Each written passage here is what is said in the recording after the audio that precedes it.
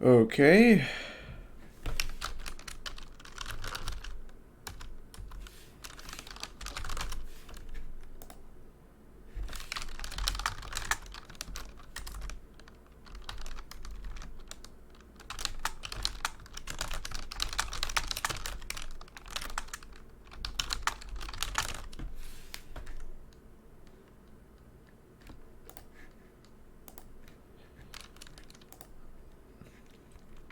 Earlier, Wolfred called for a group meeting, presumably to reveal his plan in more detail. Instead, he reveals some bad news. Wait, what are you saying? What I'm saying, my boy, is that while you can indeed get yourself out of here, it can't be all of you at once. We are on our way back one by one, or not at all. But I swore that we'd go free, together. We may go free, together yet, but it's going to take time, and this is only the first phase. You, Hedwyn, and the others exchange glances. Let me make this plainer for you still. Here's how the coming days are going to unfold. First, we're going to ascend Mount Alodiel there to the north. You may not think this wagon's fit for it, though rest assured it's made the journey many times. Next, we'll pass through Scribes Gate. It is said that the scribes themselves keep watch over Scribes Gate. The judgment of the scribes determines who can cross and who is sent the fast way down. Ugh. Only the worthy pass through there, as your reader could attest, if she did not merely skim that chapter of the book. Afterwards, we'll reach the fall of Soliam and meet our adversaries in the rights. They are to be the Tempers, a mighty triumvirate that is the closest rival of the Nightwings, led by the demon Ignarius. You'll know him when you see him. Both you and they shall choose someone from your respective ranks. Then, once one of the triumvirates prevails, their somebody will be whisked home to the Commonwealth. Whisked home to the Commonwealth? Precisely. Once returned, our somebody is taken in and clothed and fully pardoned. The Commonwealth knows about all this? The same Commonwealth that says a sentence to exiles forever and freedom for the downside is impossible? Many of these details the scribes themselves wish to be kept secret. Former exiles and leaders of the Commonwealth alike have good incentive to protect those secrets well. I need to get my phone so I can read the chat.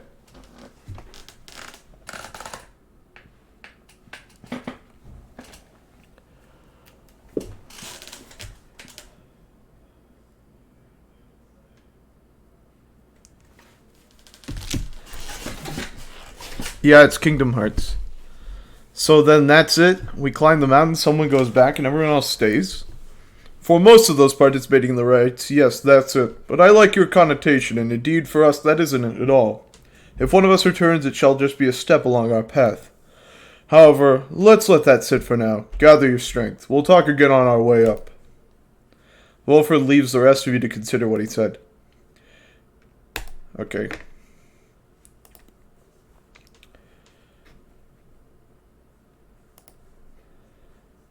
You and Hedwyn go over his understanding of his aura. An exile's wrongdoings manifest during the rites as an aura. So that's the thing we cast and use to banish people. And its connection to his presence both physical and spiritual. The discussion proves informative.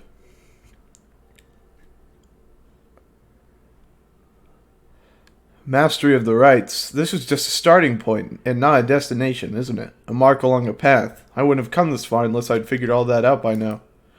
I can only hope that what I've learned here can be used to help us in some way. To banish with a single touch. I don't think I'll ever get too used to that.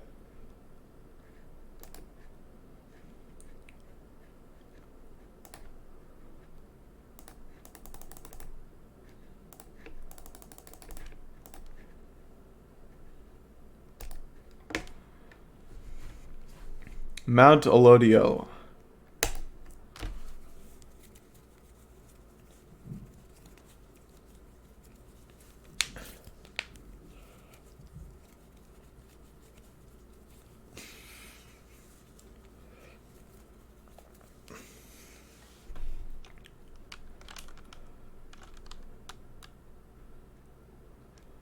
Here before you lies Mount Alodiel, stretching far beyond your line of sight. Somewhere upon this mountain lies the only place from which you can escape the downside. Your companions gather round again before Wolfred, who stands as tall as ever. Whether from the cold air or the subject now at hand, you sense a tension in the air. Now then, you all have many questions, no? I've done a lot of talking, so go on, ask away. But there is only silence. One question stands out in your mind, which you refrain from asking yet. If only one of you is to go free at first, who shall it be? Go on now, don't be shy. Who first? Questions. Why us? Why you indeed, madam? That I can explain. You've seen the sword who stand against his adversaries in the rights. What is it that they want, do you suppose? They want their freedom back, of course. They'll settle for it on the Commonwealth's own terms. They'll gain their freedom and some cushy new responsibilities.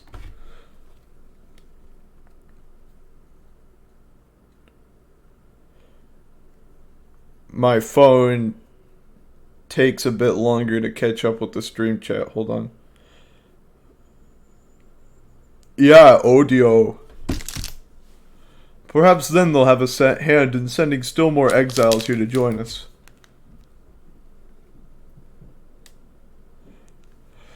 Think on it. The Commonwealth rose from the ashes of a fallen empire thanks to the efforts of the first exiles who escaped this place via the rights. It is the Commonwealth's first and proudest tradition to honor those ones who live to redeem their transgressions. They have a certain wisdom, do they not?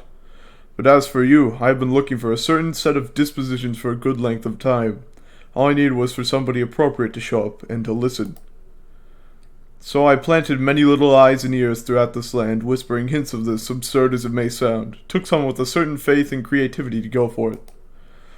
That someone proved to be Hedwin over there. He was tasked with seeking 2 trustworthy allies, an old buried wagon and a reader.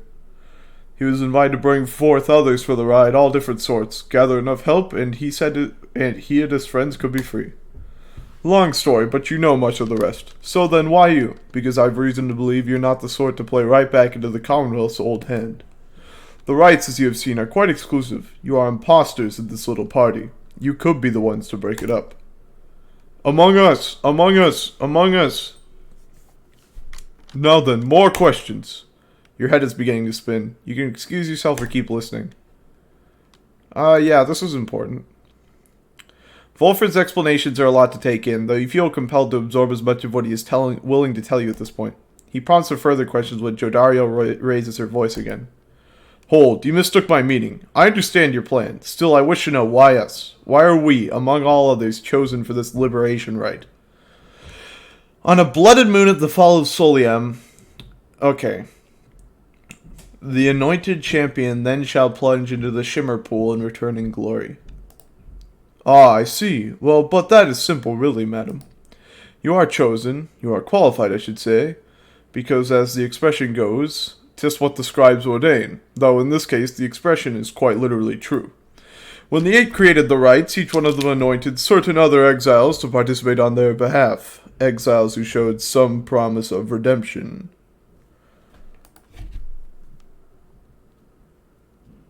The triumvirates they formed have stood the test of time, replenishing their numbers as their individuals moved on or passed on.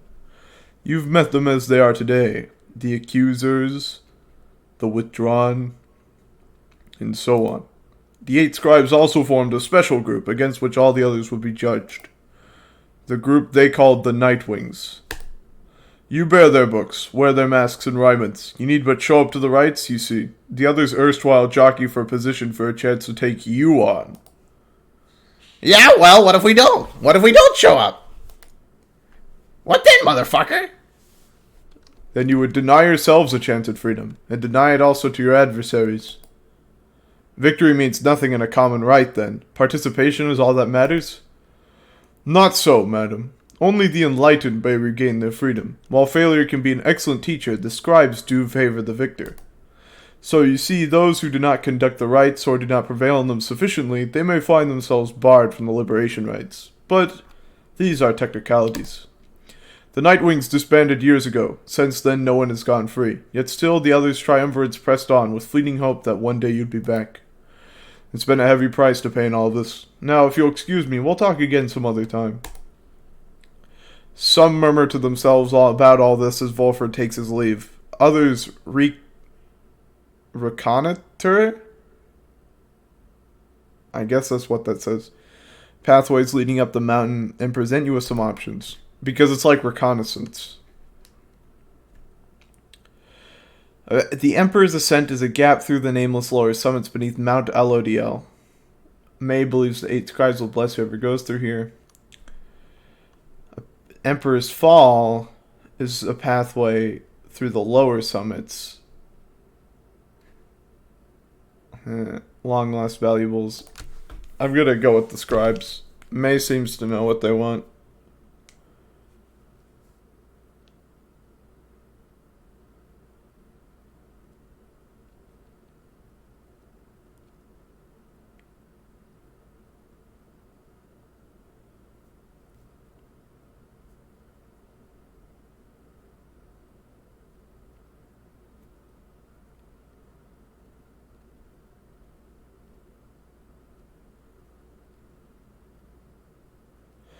The sublime beauty of Mount Alodiel, along with the thin air this high above the sea, has been enough to silence even the most talkative of your companions.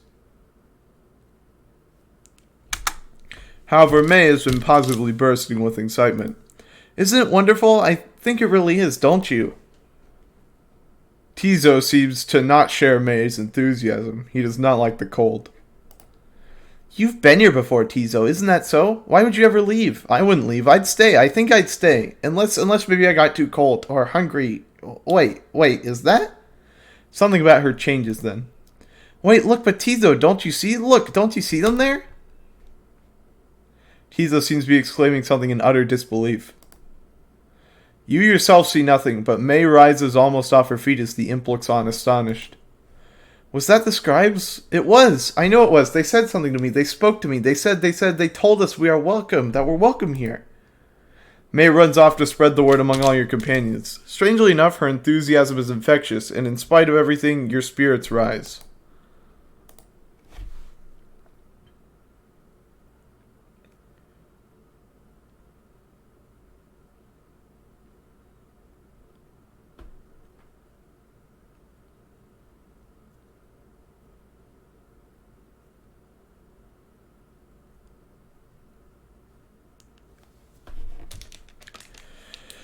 First of 2 paths leading to the mountain summit. Second of 2 paths leading to the mountain summit. Sir Gilman wants to see the sacred waters, so I'll let him do that. Seems like a very important spiritual experience for him.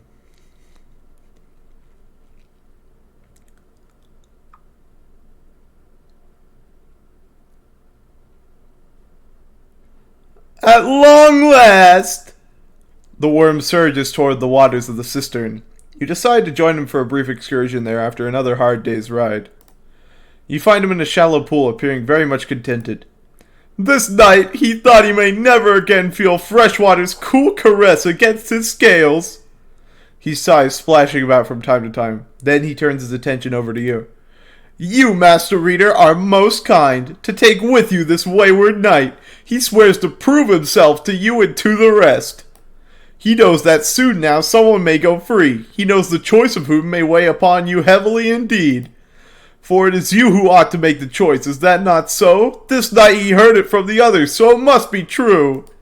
Now listen, please, upon what little honor this knight has. This night's penance isn't yet complete. There's much atoning to be done. So when rises the occasion to decide who ought go free, this knight wants you to know something. Please do not choose him, not even if you wish, and not even if you can. He begs of you allow this knight that simple dignity.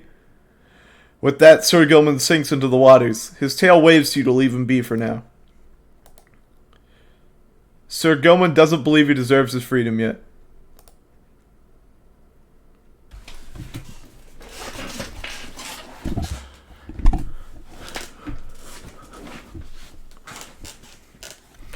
You and your companions gather at Scribe's Gate, where the single narrow trail to the summit narrows even more and falls under an archway carved of stone. Come along now, everyone, and be prepared to speak your mind when you are called. Frankly, most of you still lack enlightenment, but we may pass together much how we act as with a single heart and mind during the rites. Well then, lead onward, Tariq. Please, follow me. Removing his hat, the lone minstrel approaches the gate. You and all the others follow. When the last of your companions nears the arch, you notice someone standing high above, who then appears before you.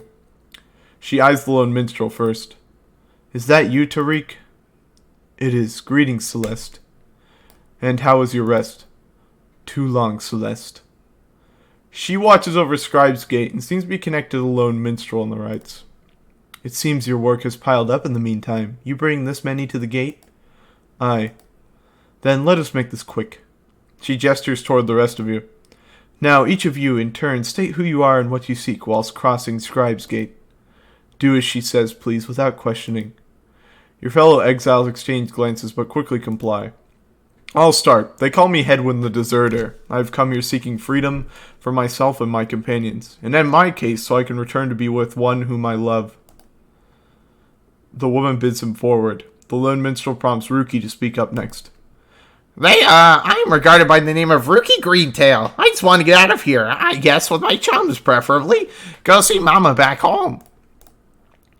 I am Captain Jodario. I do not truly know as yet what I am seeking here.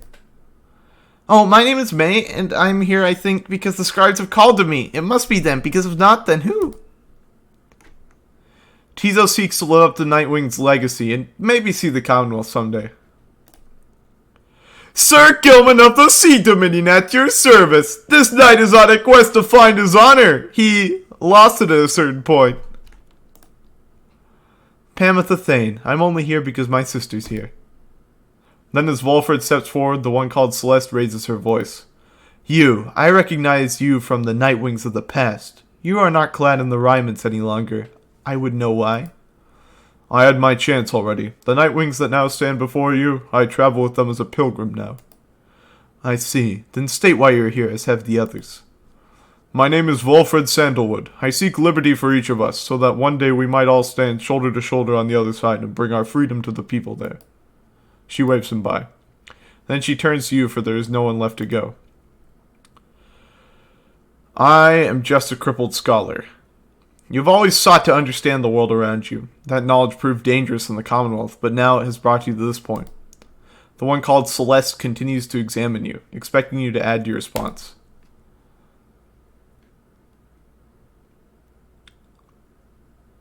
I want to help my friends. The companions you have met here, who have helped you survive and to find kinship in the downside, your priority is to ensure that they achieve their goals. That is all you wish for now. The woman regards you for a time, then nods once and waves all of you by.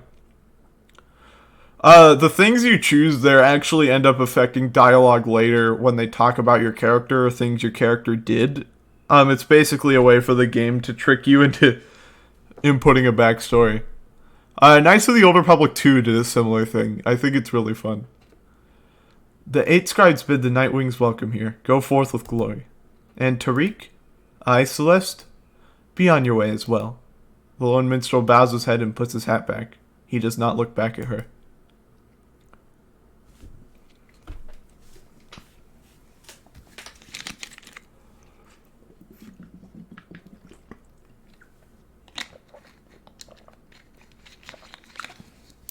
From the top of Mount Alodiel, you can see the distant downside before you. You think on the many thousand leagues you cross to reach this point as the sky grows dim.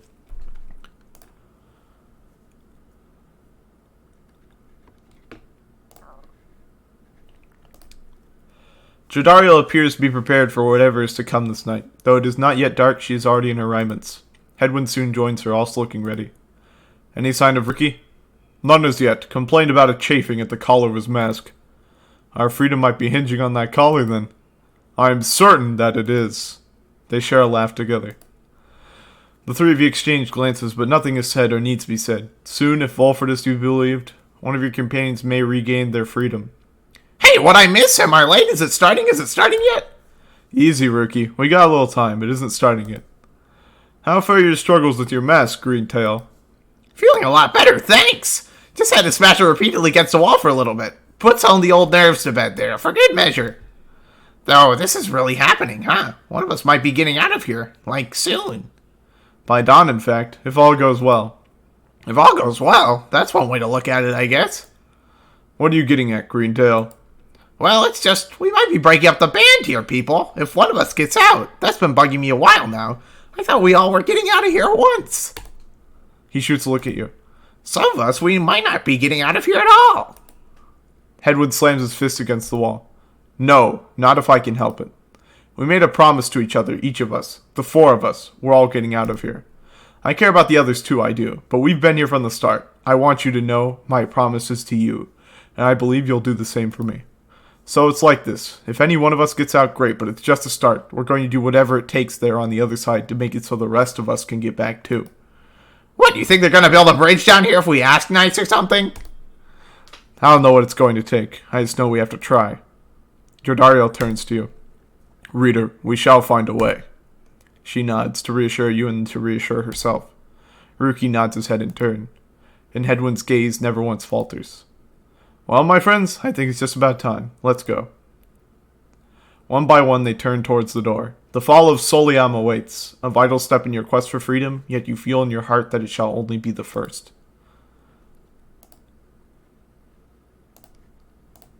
I was beginning to wonder when you would return. This place, where you currently reside, it must be Mount Alodiel, is it not? This was where those blasted scribes decided what to do with me. I'd already failed in my mission to eliminate the demon Soliam. Eighth of the 8 scribes of the Book of Rites, known as the First Exile or the Last of his name. Oh, I did not anticipate his retinue, you see. They took me and some of my Beyonders alive, although do not expect to see account of that in their good book. Whether it was for mercy or for spite, I never became certain. They probably presumed that my expulsion for eternity would eventually have taught me some respect for them, but no, not yet. Not yet. Well, I don't mean that really. The scribes did spare my life, and were it not for that, I would never have been thusly trapped to then enjoy your company, O lovely reader. Now, having met my quota of blaspheming for the time, I think it best that we resume the normal sort of business between us, if there is any to speak of.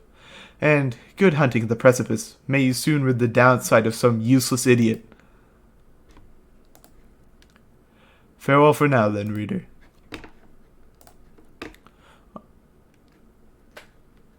The mercy shown. The imp Haub and I, we helped to save my emperor. And when the danger did subside, my emperor Soliam, he said something to me which shook me to the essence of my being. He said, "You gave your freedom, Master Golathanian, so that I may yet have mine. You too now are an exile of the downside. In all the days which I have left, I never could repay the mercy you have shown me. So if I cannot do so in this life, then I shall do it in the next." We crossed the land together, and together with the imp, we gained the company of those who saw in him what I did.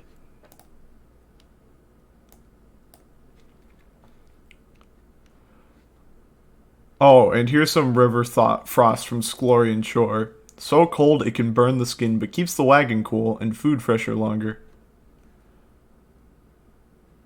Is there anything else in here? Doesn't seem like it. Okay. Psst, hey guys, just so you're aware and all, I know how come you're here, how come you made it all the way up here. Oh, I know, alright. You're here because I got the lowest prices and all the downside, am I right? And some of the new stuff I got in stock, you're gonna get a lot of value there, an awful lot.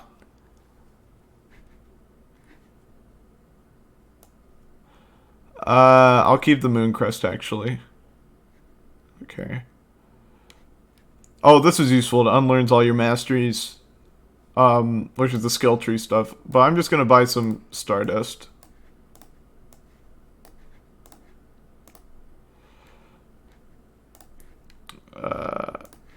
And we're gonna use it on Ruki because I use Ruki a lot.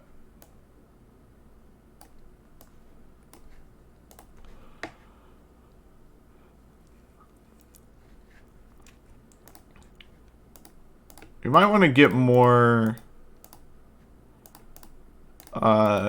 talismans for these 3. But I also like having money for Stardust. Pleasure was all mine and dad's, you guys. Alright. Is everyone prepared, Hedwyn? Yes, though several of us have another question that's been troubling us. You need but ask. You said that one of us is going to return to the Commonwealth if we defeat the Tempers and the Rites this night. What happens if we fail? Hedwyn, my boy, don't you see? The path to freedom and the path to enlightenment are one and the same. Do you intend to stray from the path? It's like the Malcolm in the Middle joke where he's like, you must never stray from the path once you start the path. No. Then you have nothing to fear. But let me be much more upfront with you. Should you be defeated by the Tempers this night, then one of them shall end up going free instead of one of you. It is as simple as that. What then is to be done? The very seem as if we achieve victory. We await the next such opportunity and make the most of it. Tonight our plan is set into motion.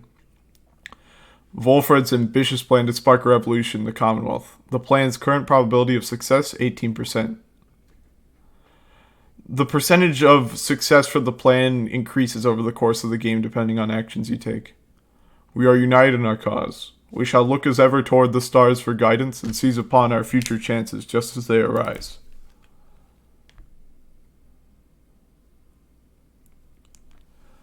So look up, my boy, and set aside your doubts. It is time to take great strides along the path. I really think it's dumb how Volfred, constantly mentions how he's going to try to have a peaceful revolution. Obviously a peaceful revolution would be ideal, but, it's unlikely. And kind of idealistic.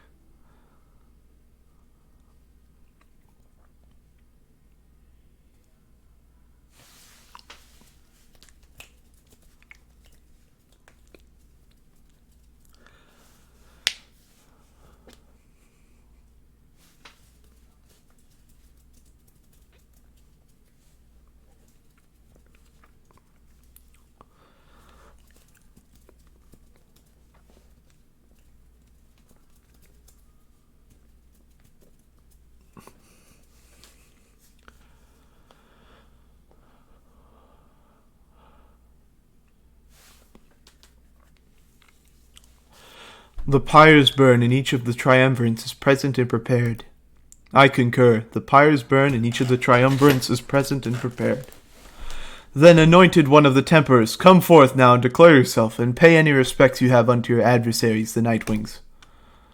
A massive demon swaggers into view. He reaches for his mask. You know who I am already, but look at what we got here. The damn Nightwings decided to show up. I almost figured we were never going to see the day again. He takes notice of someone in your ranks. Hey, you! He indicates Alodiel. She scoffs back at him. Lose the mask. Ain't seen one of our own in ages, not in these damned robes. Alodiel's hesitation is almost imperceptible before she moves to remove her mask, just as her adversary asked. Satisfied? Whoa, you must be new! Alodiel soon puts her mask back on. Enough talk. Huh, I like you, curly horns. Tell you what, once we put out your lights, you come along with these guys. We're gonna have a spot open. Only shame is I ain't gonna be around to show you a good time. I should rather cut out my tongue. Oh, you don't mean that. Our kind, we ought to stick together. Now come on! Ignarius throws his mask back on as his allies snarl at the rest of you. Alright, I'm not going to use Alodiel in this rite because I don't want her to feel uncomfortable. Have the Nightwings reached a decision on whose behalf they shall conduct this rite? The lone minstrel gets your attention in his subtle way. Reader, this is it. The first companion whom you choose shall be anointed to go free this very night if you prevail. The other two in the triumvirate shall lend their aid. As you may know, only the most enlightened in the rites are eligible to go free. Not all among you may be ready yet. Now, Nightwings, I would have your decision.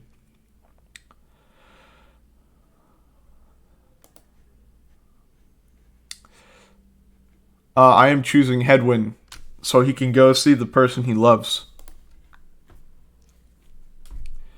Aye, if you insist. Then the Gate Guardian looks upon you and your adversaries.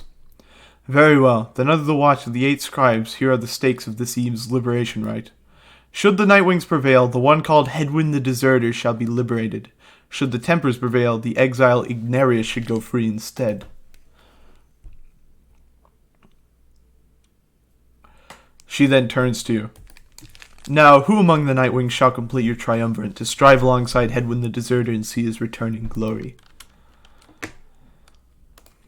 Ruki is too good to pass up. Sure, no pressure, right, sister?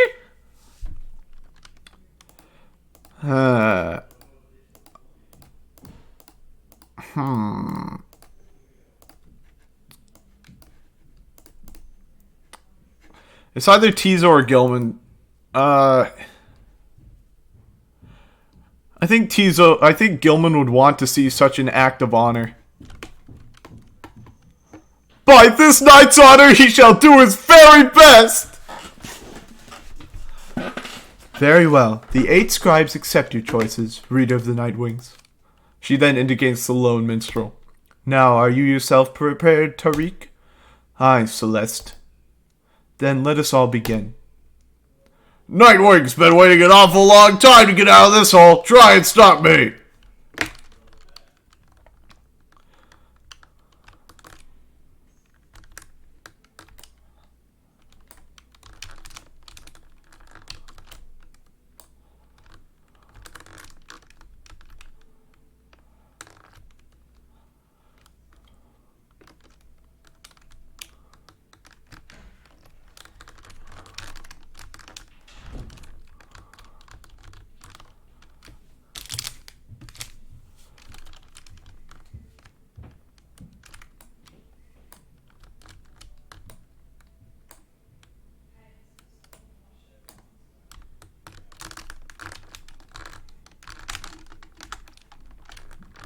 Oh, that was close. Okay.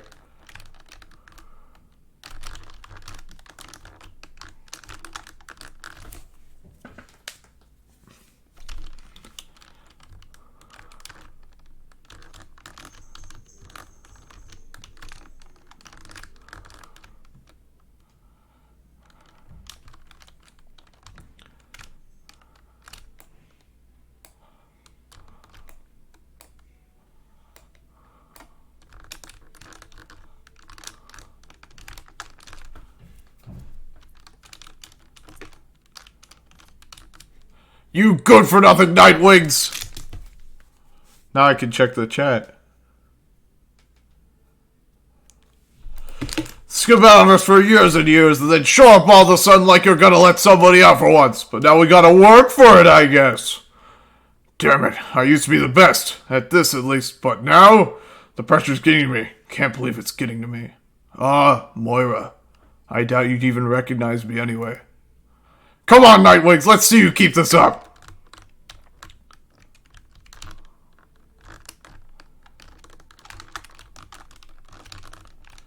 Oh, okay.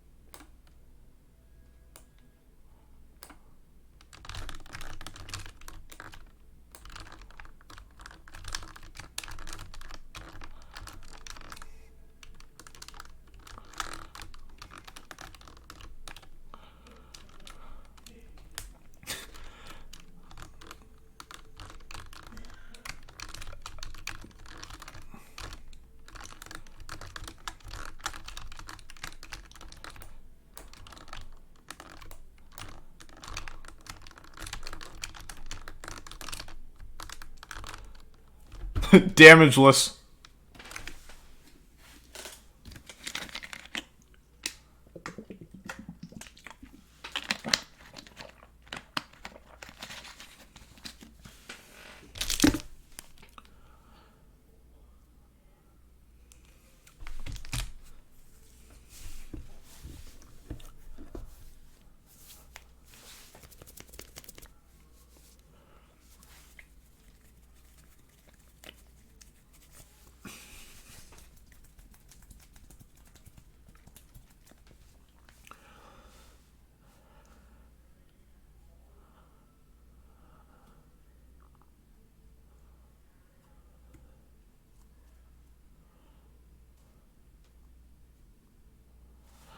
Ugh, what a joke. We should have had this. You should have had this. God will rust you've been waiting so damn long. Damn it, damn it.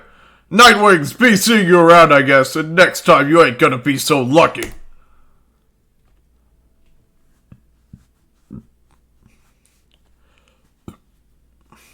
We did it. Then, I guess that means I have to go. I broke my vow to her, that we would all go free together. Rita, my friend, why would you do this? Will you ever forgive me? Fikani. Someone for whom Hedwyn cares deeply. They were separated in the Commonwealth. Wait for me. Wait for me. He remained silent for a moment longer, then, listen to me, all of you. I won't forget this. If there's anything at all that I can do back on the other side to help the rest of you, then I'm going to find it and I'm going to do it. And at the very least, I will do everything I can to make sure that by the time more of you come join me back at home, that it'll be a better place for all of us.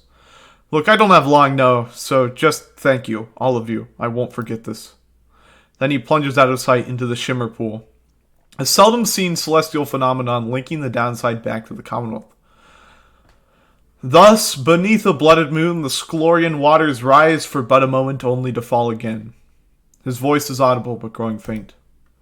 It's happening. Goodbye, my friends. Reader, everyone, goodbye until we see each other. May he return in glory.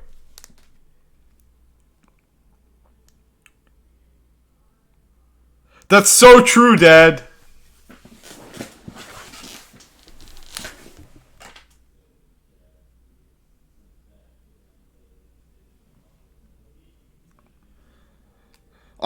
I thought about that a lot while playing the game. Like, what happens if you do something downside worthy again? Like, do you just get sent back?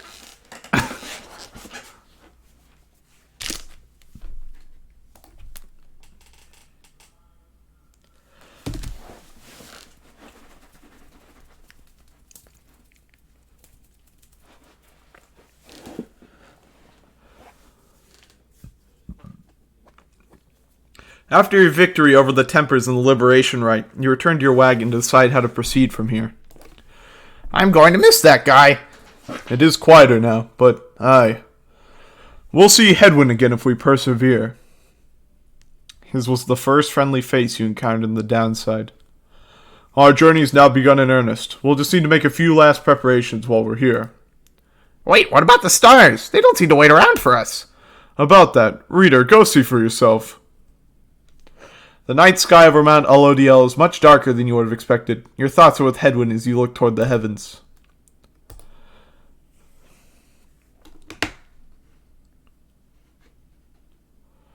Aqueth, the Olden Star, star of the Songfisher. Those born under it are well-cultured and influential. Librek, the Olden Star, star of the Black Saddle. You search and search the sky, but in vain, no stars are shining now. The stars revealed nothing, did they not? You confirm his suspicions. It's as the book foretells. This is the chance we need to make ready for what lies ahead. There's a haven south of here we'll travel to at dawn, and when the stars decide to shine for us again, we'll be ready. Mark my words. Following Hedwyn's liberation, you find Volfred smoking his pipe, his eyes averted. He looks up and smiles at you as you approach. Hello, my girl. Excellent work back there. Thank you for your perseverance. Though, I was just reflecting on how very fortunate I've been in all of this. Not just me, but really all of us who had a chance to stand with Hedwyn here. Ours is admittedly a somewhat desperate plan. Oh, it raised to 26%. It was vital to me, should the Nightwings rise again, that it be under proper care and guidance. I was just thinking about how well Hedwyn served in that capacity. Whatever is to be the outcome of all this, no doubt his presence shall be missed.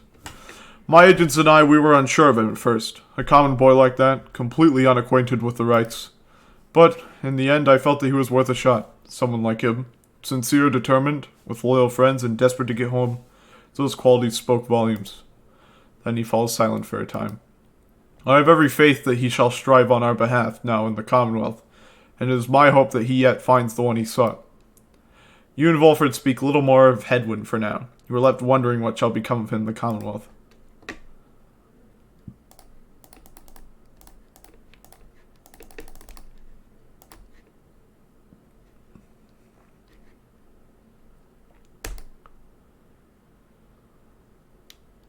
Good morning, my girl. The place I noted earlier. Let me illuminate the way. A small landing on the dark side of the sacred mountain, the Moonlight Alcove.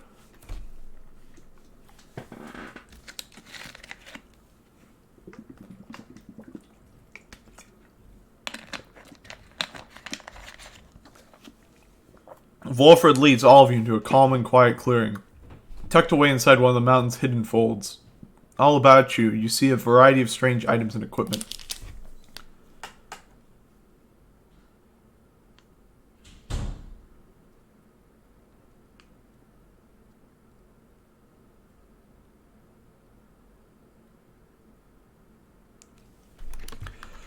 Bide your time, lie in wait, Sonic Underground. You find Volfred seemingly lost in thought, but then he turns to you. Greetings, reader. This wagon and I weave many memories together, and I could not help reliving them just now. I suppose some aspects of my past may be of relevance to you, given your role. If there's something that you wish to know, you need but ask.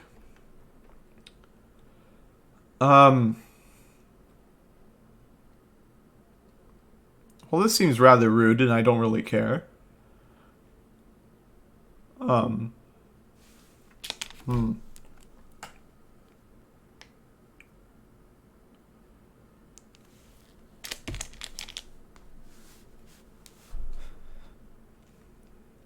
Why'd the Nightwings disband? You expressed interest in knowing more of how the Nightwings came to be here and Volfred's past connection to the group. I have been connected to the Nightwings almost since the beginning of my days in exile. They found me in a manner, as I understand, quite like how Hedwyn and the others found you. Back then, it was a smaller group than we have now. I had joined an exile called Erisa, and another known as Orlek. Once in a while, we let little Tizo stand with us as well. He is rather older than he looked. The other triumvirates we stood against, they feared us. Only the Tempers presented any threat to us in any given right. But there was a terrible accident. Erisa, we lost her, and Orlek, he was my friend. He fell from Mount Alodiel. We lost him as well, on the night when he was to be free. We were reckless, hasty, and I was powerless to stop any of it. I blame the rites themselves, the circumstances that put us into danger.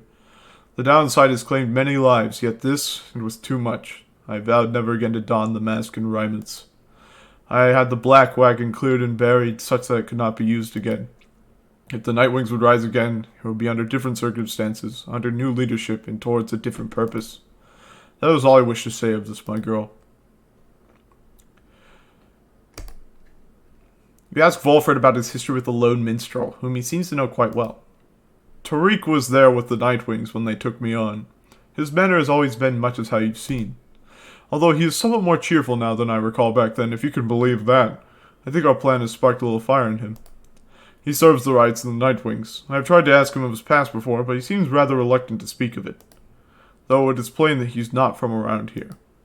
This being the downside, I respect his wishes for some privacy. Nonetheless, although I do not know too much of him, I count him as a friend. I lost track of him for some time, though it was he who first informed me that the Nightwings had returned. He and Tizo were instrumental in our meeting. It's been good to see him doing relatively well. Anyway, was there anything else you wish to talk about for now? No thanks. We thank Volfred for his time and bid him a good rest in the afternoon. Likewise to you, reader. Be well.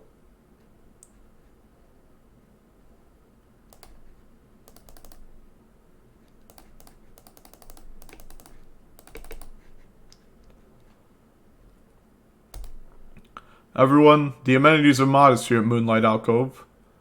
For many years, Volfred smuggled supplies and furnishings to this well-hidden locale. But I suggest that you get comfortable. We may be here for some time. As for myself, I have some business to attend to. Please leave the wagon in my care for now. It shall be ready by when you need it next.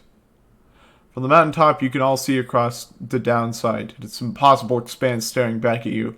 The thought occurs to you that you may never see another land besides it. And so you and your companions wait upon the mountaintop in quiet solitude, anticipating when the cycle of the rites begins to turn again. Then you shall have another opportunity to free one of your own. You may earn back their freedom one by one. Many moons pass. Then one evening... May I have a moment, reader? The lone minstrel finds you poring over the Book of Rites, as has been your learning through your stay at this abode. Begging your pardon, but there is something you may wish to see. Please follow me. You follow him into the cold night. Look forth, reader madam. The stars shine like you have never seen. Once more the path towards salvation is revealed, but now something is different.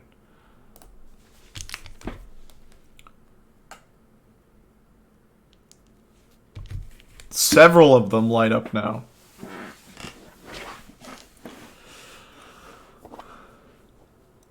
Each prior time you searched the stars, they showed to you a single path, but now several rites avail themselves to you at once. Alright, we have to pick where to go. So there's Dalbert. He's going there. I don't want to fight Dalbert, that makes me sad. He's like old. Lendl, and Deluge.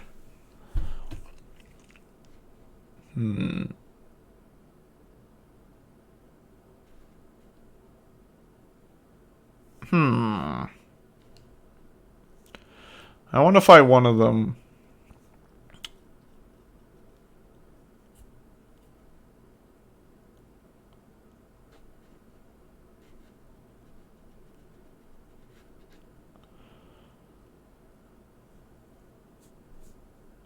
I think Lendl deserves to get his ass kicked.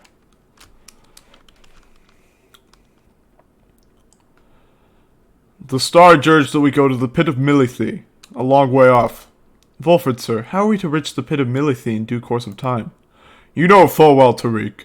Come on, stop joking around, bro. Preparations are complete. You think you see the lone minstrel smile ever faintly, but cannot be sure. Please ask the others to gather their belongings, rest, and then assemble at the wagon there at dawn. We shall be departing at that time. As you will, sir. The cycle begins anew. As the years advance, you'll find there ought to be fewer rites, this time, until once more we are to traverse Scribe's Gate. Exactly how many it is difficult to say, but our next chance at liberty ought present itself much sooner than before, so let's be ready for it. Now then, see you in the morning, reader. Your companions have not traveled far from Moonlight Alcove. Word of the news soon spreads throughout the group.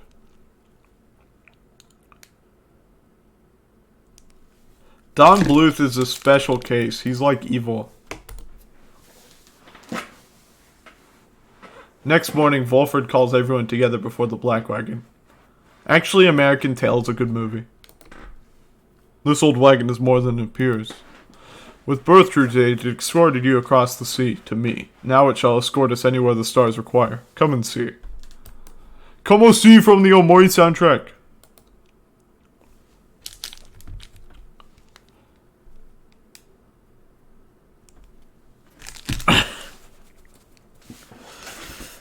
Something has changed about the wagon's interior. What looked before to be old cracks and signs of age now expose various intricate components once hidden from view. You are the Nightwings. You should travel in their customary way. He turns to you, indicating levers and devices marked with symbols from the book. Now then, reader, whenever you're ready, you may take us up. I'll show you how. And everyone else, hang on to something.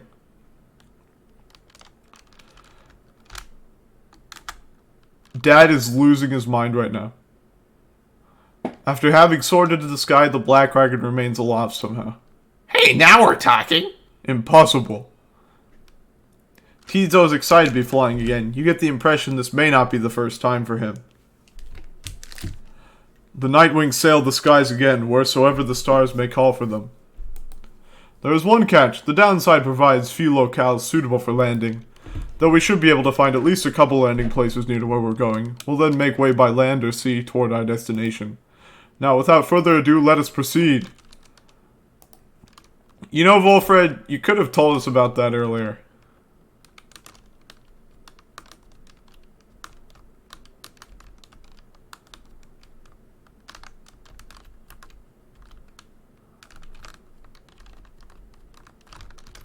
Oh, oops, I missed a flight point.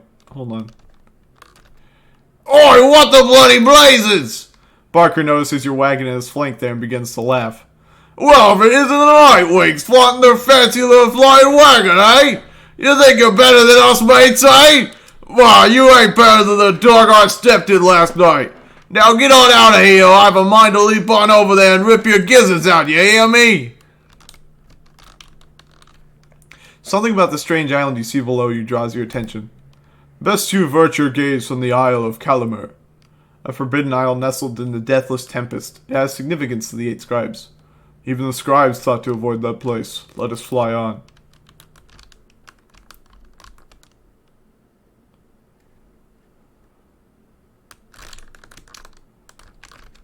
As you soar above the waters of Worm Gulf, you notice Sir Gilman's sidle up to you, very slowly. We are very, very high above the waters, if this knight is not mistaken. This knight's brethren lurk beneath the surface there in numbers untold. Fortunately, if we were come to crashing down to the surface now, then this knight, why, he would receive a watery burial in the custom of his kind. A gloom hangs thick above the pit of Milithy and all around it. You are brave to seek your adversaries here again, reader. Many in the downside believe it to be nothing other than a foul den. They take the tales of Yuzalk Astralborn to be mythology embellished through retelling over time. You have met others such as Witch Udmilda who believe otherwise, although whichever their beliefs, I know of none who would go near this place unless the stars demanded it.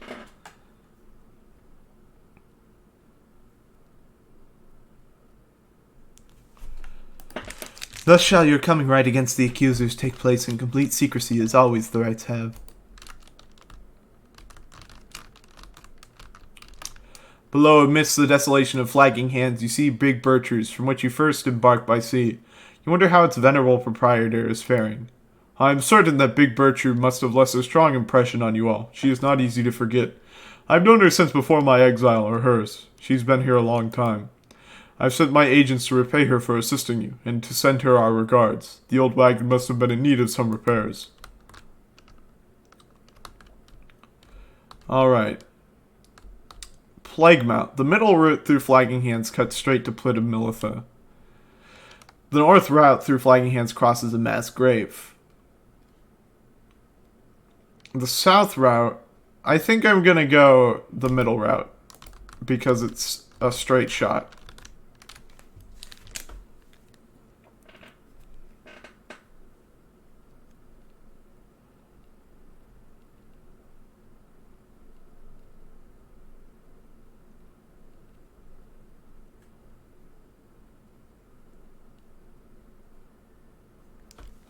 You return to the dismal region known as Flagging Hands. Straight away you sense an air of dread, yet cling to hope that you can make your stay as brief as possible. You know there's check for the wagon from top to bottom for any signs of wear. Jodariel double-checks the air brakes and reports that they are working as expected. Tizo finds the cabin pressurizer acting up again and causing him concern.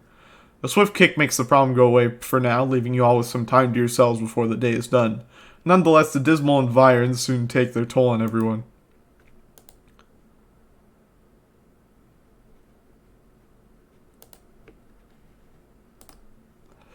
Sir Gilman is shivering there after the black wagon's maiden voyage through the skies. Master Raider, this knight is very, very slightly out of sorts is all. He merely appears terrified, but he assures you that his seeming cowardice is but an optical illusion in this case. Pamitha overhears and joins you. Flying's not for everyone, Sir Knight. This knight heartily concurs, though how anyone at all can stand it he has yet to understand. Well, let's see. What's it like to swim the waters of the Sea Dominion? Ah, those glorious murky waters, engulfed in hideous warfare to be sure, but otherwise a joy to cut across, to feel the coolness of the waves beneath one's gill slits and the like. Though this knight is now accustomed to his life above the surface.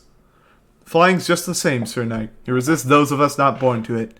I, in turn, have wondered what your seas are like, but the thought of swimming fills me with disgust. Though I haven't had to swim, and now you have to fly. That's very brave of you, and you handled it better than some harp fledglings I've met in my day. You'll get used to it. She departs, but you sense Sir Gilman is feeling better after the exchange. Wakingwood Wisps. The wisps inside provide a scarce bit of light when it is needed, all for a low monthly fee. Greasestone. It exhibits a flagrant disregard for natural law, thus providing light entertainment.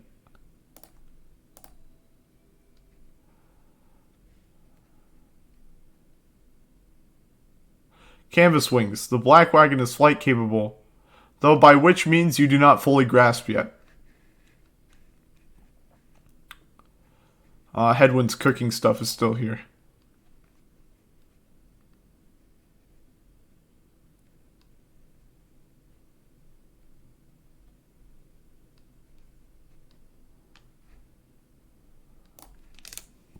There you are again, my lovely reader. How may I be of service?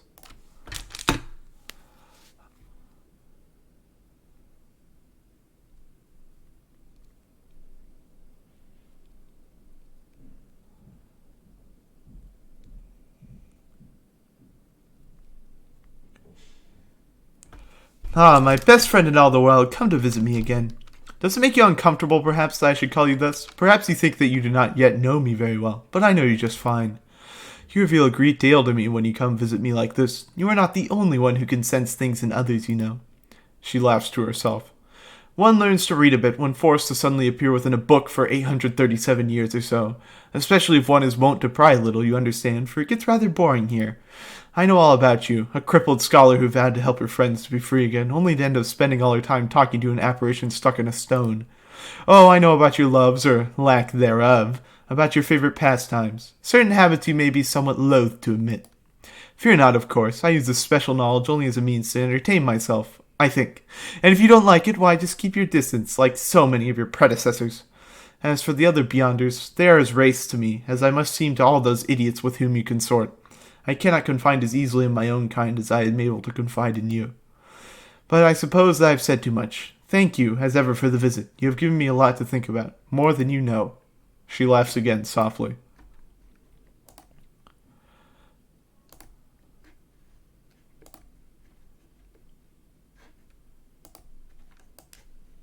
Let's take that off of you and give it to Tizo.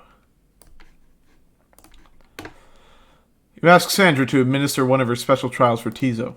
I dare think I remember something of that imp. He certainly stood out from all his ilk, although that really is not saying much. Well, let's bring him forth. Tizo soon appears and heeded the summons. Tizo seems to be prepared for whatever lies ahead.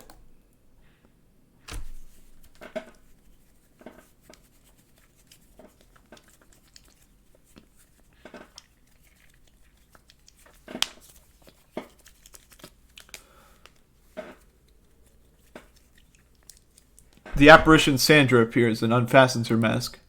Listen well, imp, you answer to me here. Tizo indicates his understanding and is prepared to begin Sandra's trial. You know the formalities, of course. Show me, then, what you have learned thus far about the rites. Here in this trial it shall be just you, my Beyonders, and your lovely reader. Let us see now how you fare.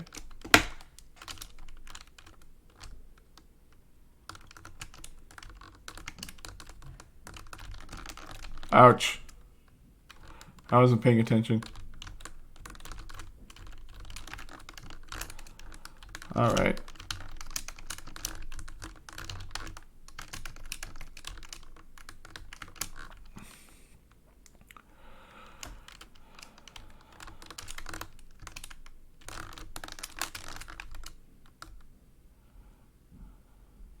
Ouch.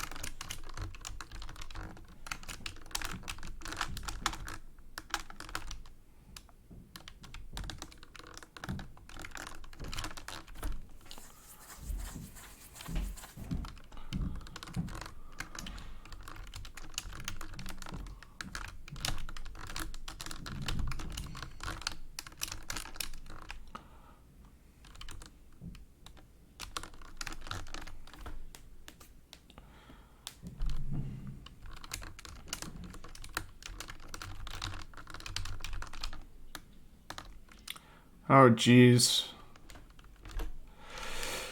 Okay. The thing with Tizo is that he doesn't actually have the ability to cast his aura. He implodes, so I don't like using that.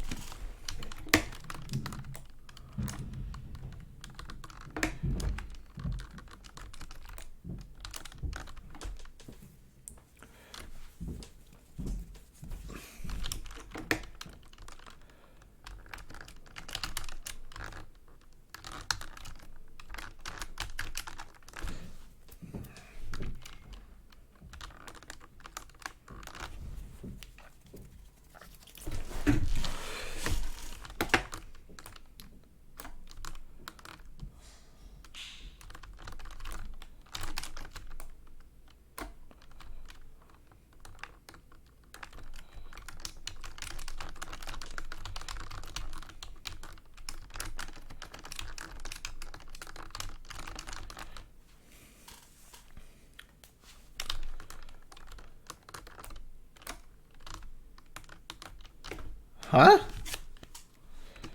Maybe it's faster if I just restart it.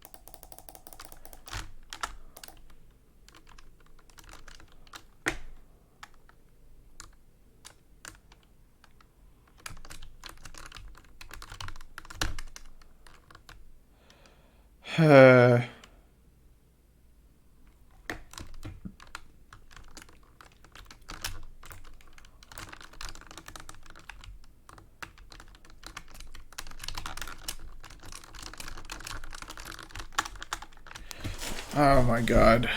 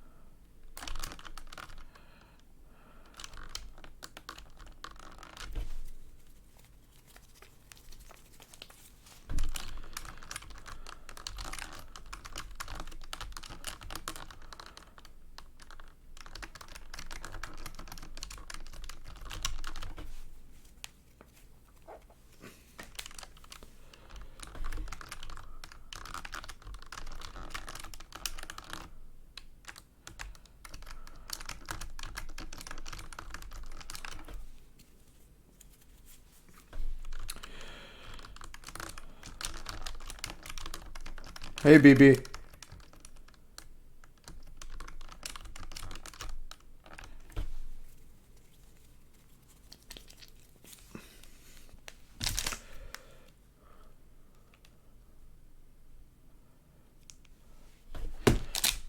Tizo is excited to have completed Sandra's challenge and awaits her approval. A worthwhile effort, Imp. Your performance was sufficient and you passed my test. Your predecessor may well have approved. Thus, congratulations are in order to you and to your lovely reader. Now, farewell. We're about to get the most overpowered talisman in the game.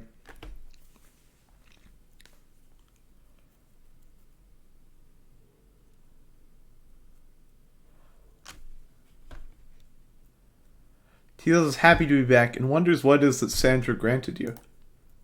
Take a closer look at the new artifact in your possession. Haub's wing. Even the sisters were taken aback, faced with such ferocity from one with such small stature.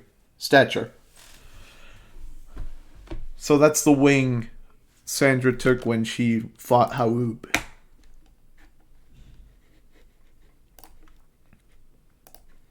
And it is very good. It makes it so his flutter and zip cost less stamina than usual, but if you upgrade enough, you can make it so they cost 0 stamina. Alright, there's a lot to read now. Living in exile. In the words of Jomer Manymane, the Alpha Chief, once I too roamed free. I remember well those days in which I was called Chief. I traveled all the world over on my 4 good paws, and I was well adored. I wanted to grow stronger. Here at last I have. I shall not mince my words. This place shall either harden you or kill you. It shall haunt you with old memories.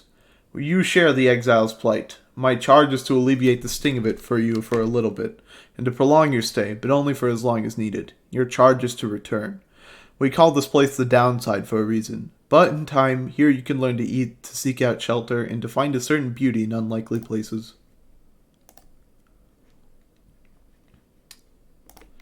Forsaken lands, in the words of Molten Milithi, the Wild Witch.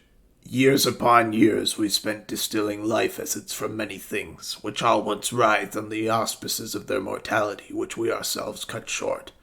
In this we have no regrets, for we learned much, and so we think did they. We earned the title Witch and were forced to flee into the downside. Here we encountered Solia Mur, and soon we gained an understanding of each other. He bade us circumnavigate these lands and catalog our findings. We felt a strong desire to expose the secrets of this land. He wished to yield benefit to those who followed in our wake. Indulge us both, then.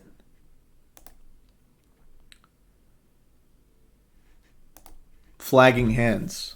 Beyond the valley lies the Flagging Hands, which could be called a swamp if an entire sea could merely be a lake. Soon after our arrival, several of us fell into a dark despair, such were the environs.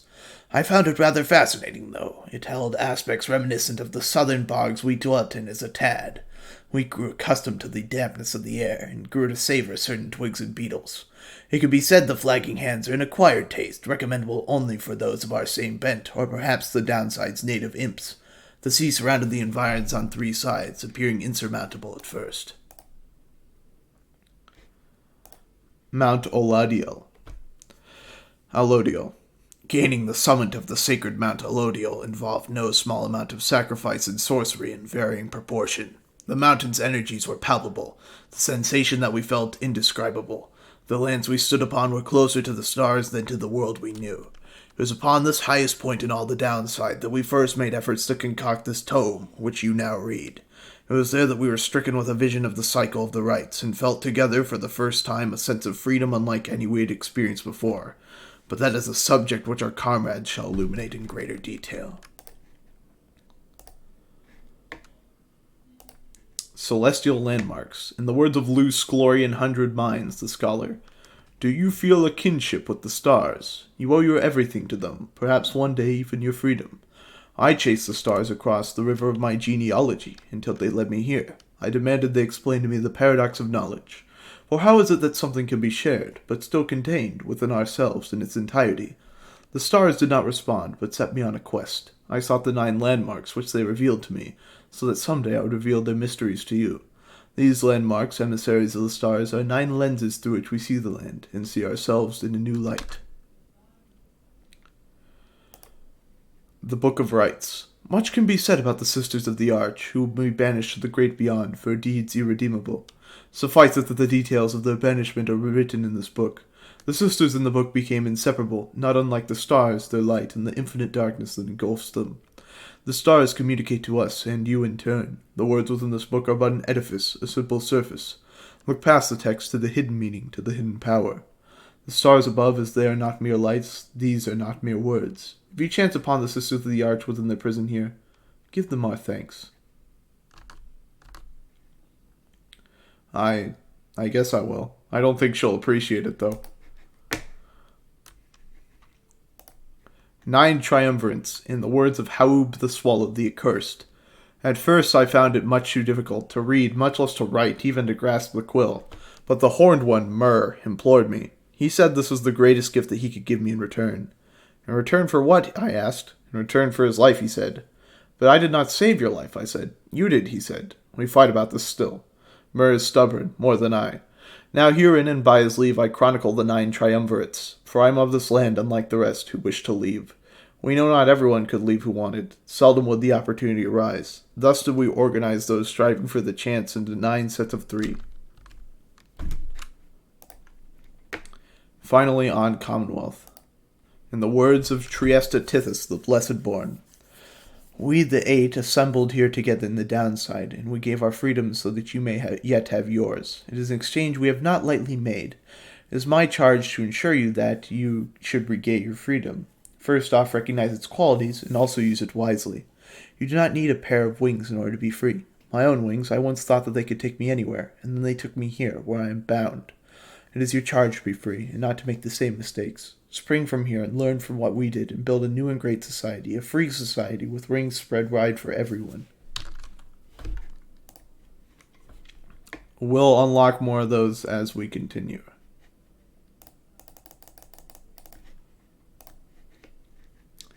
But now we're learning from more of the scribes and not just Golgothanian. Together with Pamitha, you venture forth into the muddy bleakness of Plaguemont.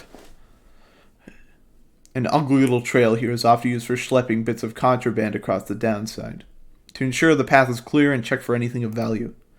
I don't think I'll ever get too used to all this traveling by land. You sense Pamitha's spirit lighten to some extent. The survey is brief and uneventful, leaving you with enough time to pursue your vocations on your return. Alright, who do we want to mentor now? I think Ruki.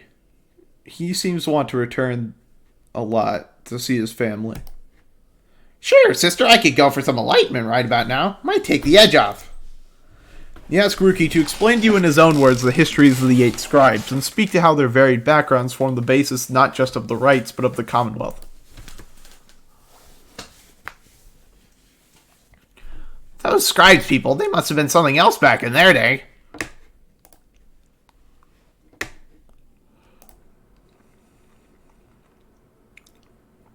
The Pit of Milithy.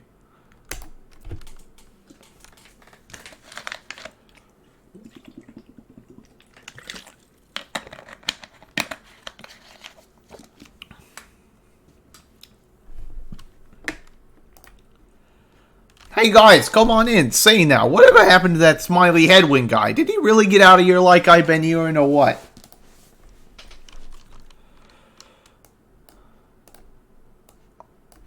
We can sell Headwind's bracer because nobody else can use it.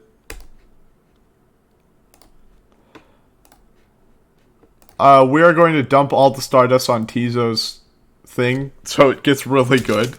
It's already really good. It's minus 50% stamina. That is already crazy good.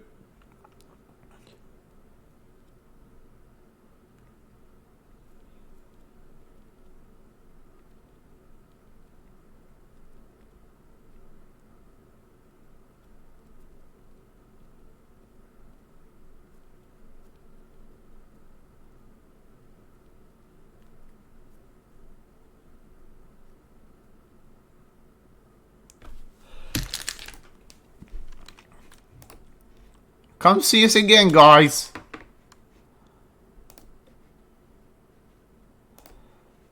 You find Ruki having just put back his Greentail family portrait.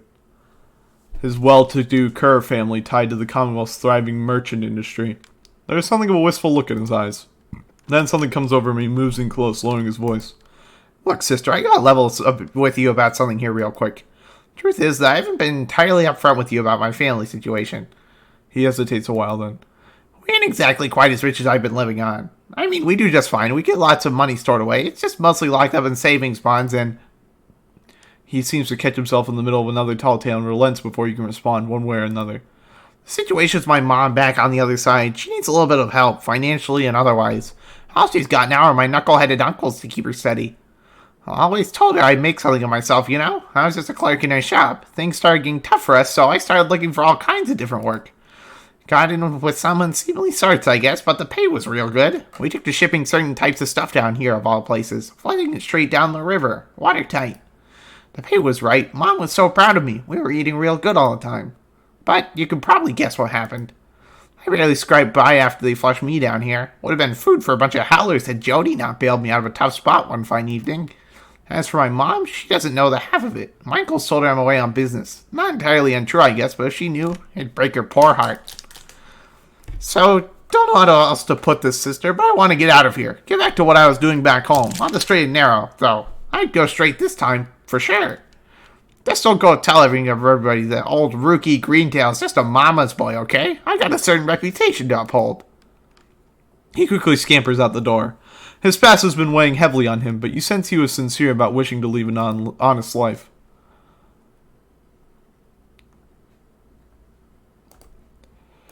There's more to read. The 8 scribes. We found each of the others in due time, by fate, not by coincidence.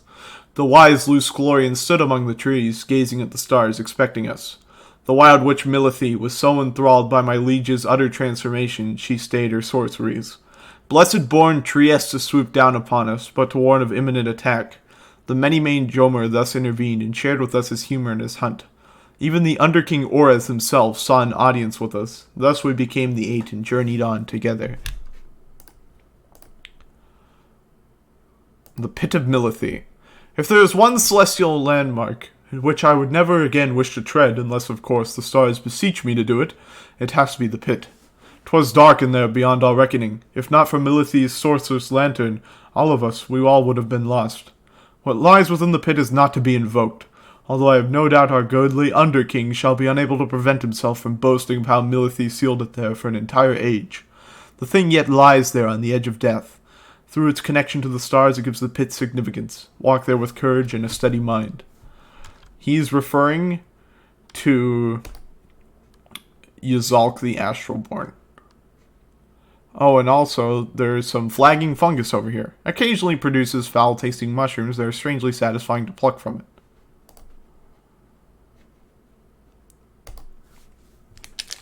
Here among the fetid swamps of the pit of Milithy, you await the signal of the stars.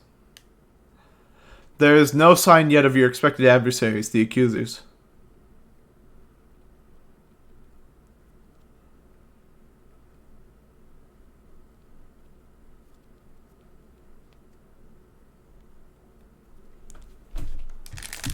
Then the little imp Tizo flutters up to you.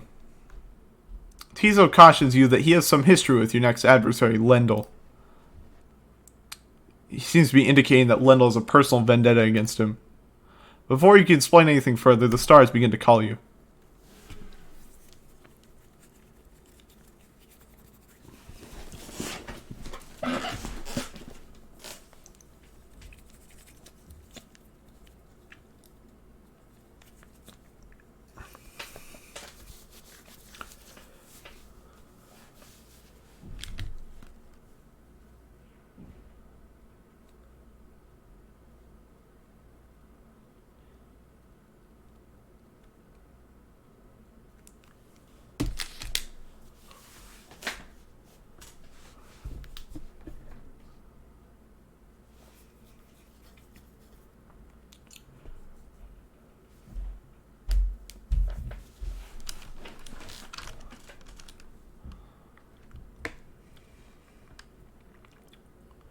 Your companions are assembled and ready for the rites to commence. However, there is still no sign of your adversaries, the accusers.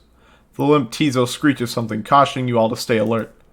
But then someone leaps forth from the shadows. He grabs his mask. Aha! Cut out, you miserable beast! I knew it! After all this time, I knew that you were still among their ranks! Tizo is angry to have stumbled into an apparent trap laid for him by Lendl. Silence, fiend. You robbed me of my freedom, my dignity! Your evil shall be ended here and now, and you, Nightwing, shall not deny me thus again. Come then, my accusers, for we face again none other than the spawn of the accursed imp, Haoub the Swallow. First of the 8 scribes of the Book of Rites, known as the Gracious or the Accursed, an imp of rare intellect. Let us show him now that he is a disgrace. Tizo whistles something angry back at him. Whatever transpired between him and Lendl in the past, Lendl has evidently not let it go.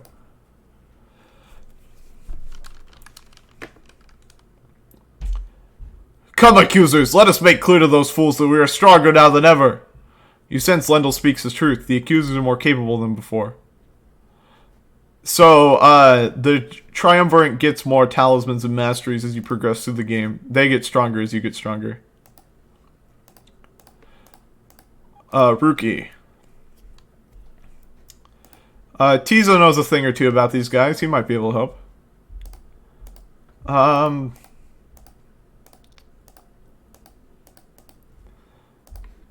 Joe Dario helped us out last time. Whatever enmity exists between our Tizo and our adversaries is no business of ours. Let us end this quickly. Nightwings, the wicked fiend you serve is an affront. He denied my rightful freedom and my moment of triumph. I shall never forgive him or any of you.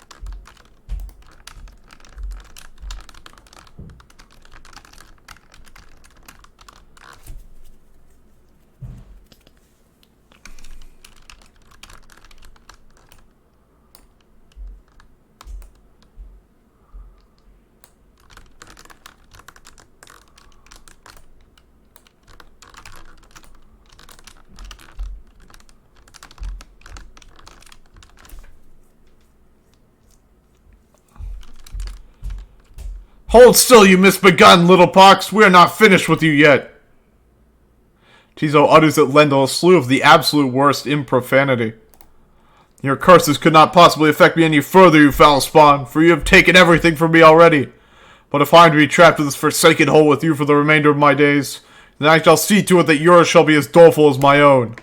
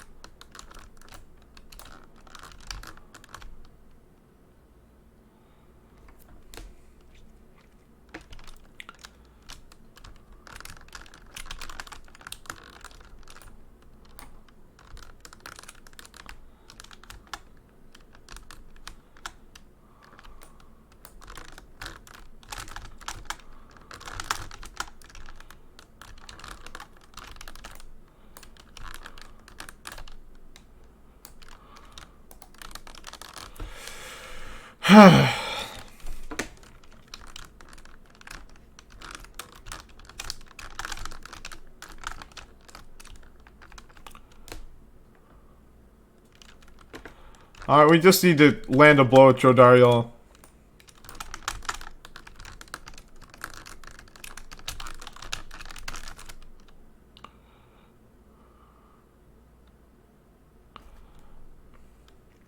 It's harder to the respawn times are longer in flagging hands because of the lack of hope due to the stench here.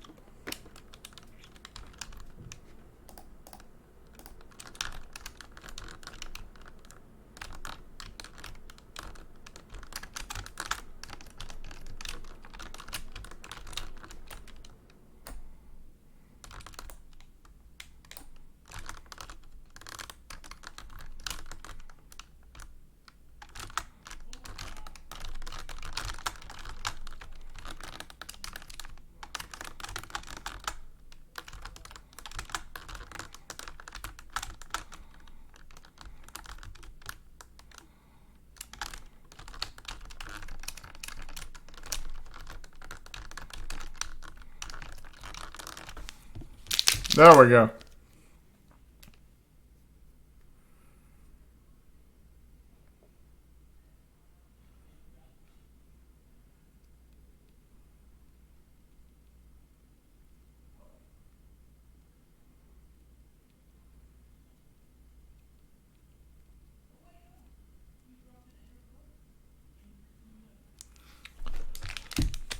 Diesel's very pleased that you prevailed, but wishes to make a quick exit at this time. Blast! Where did he go? Where did he go? That infernal imp, it is a monster in disguise! A fiend, come forth to torment me until the day I die! Lendl storms off in a fit of anger. Tizo reappears once the coast is clear and expresses his gratitude again. Well, Lendl said before, if Tizo truly is a descendant of Haub the Swallow, then he has quite the legacy to live up to.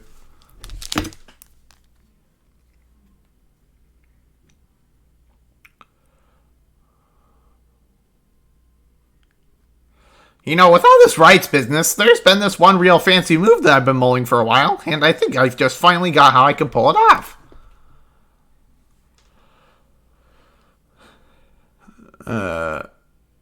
I'll take that. That seems really good.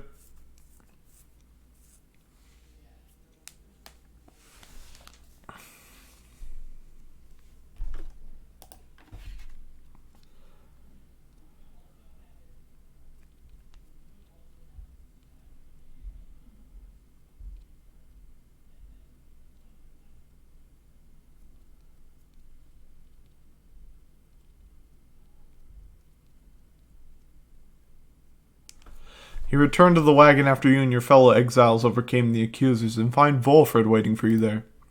Well done back there, my girl. You are serving your companions well. Now then, I have something that I wish to share with you if you have a moment.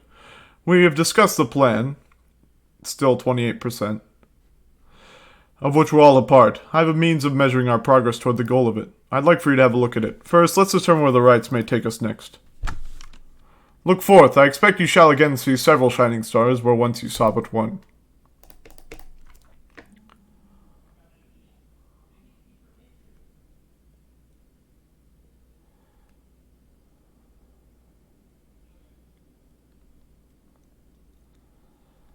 Alright, let's... Several shining stars. The trick of the eye or the will of the scribes? Who can say? I too once gained this newfound vision many years ago following my first liberation rite. I believe only we of the Nightwings had this gift. I realize that, in choosing whom the Nightwings confront in each rite, we in turn influence which triumvirate we face when the time comes for someone to be set free. The object I invite you to use contains further detail. Henceforth, you may use Volfred's planner to see your current progress. I never used this feature.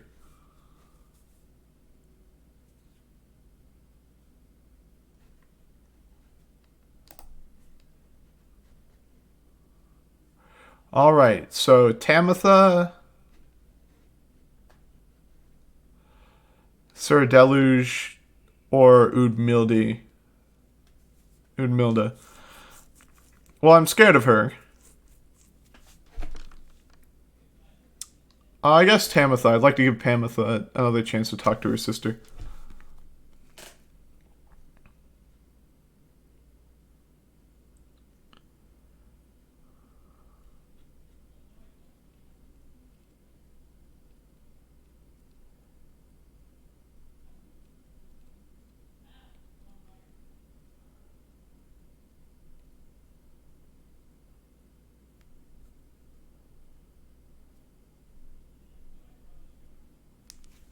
So, we're here to have another brush with Tamitha. Perhaps she'll spare me yet another moment of her time. She's here because of me, and I'm here for her. Tamitha then tells you more of your next adversary, her own blood sister. Tamitha Thane, a harp of the Highwing remnants, raised from birth to excel in outwitting and outmaneuvering her enemies. She seems driven by her hatred for the Commonwealth. After retreating to the mountains centuries ago, the harps refused to join the Commonwealth, and those old tensions boiled over into raids or skirmishes or all-out war. Flight tacticians such as Tamitha gave the Highwing remnants a swift and powerful military presence to this day, despite the harp's small numbers. She once hatched ambitious plans to overthrow the Commonwealth, breaching its defenses so her sisters could rain down untold destruction. On the darkest night of the year, she led a daring infiltration mission deep into her enemy's lands. It almost worked. However, she was betrayed by someone very close to her, someone branded as a Commonwealth sympathizer, Tamitha. Tamitha was caught, clipped, and subsequently exiled as a prisoner of war, yet being trapped within the downside only stoked her fury. I wound up here not too long afterwards. Anyway, it's complicated what happened between us. What I did for her own good, and that of all of our sisters. Though I'm beginning to doubt that Tamitha will ever see it that way. Well, we'll see, I suppose, but for now I'd best try and catch what sleep I'm able. Pleasant dreams, then, darling. You bid a good night to Tamitha in turn. No time now to make flight preparations, though come morning the black wagon will press onward.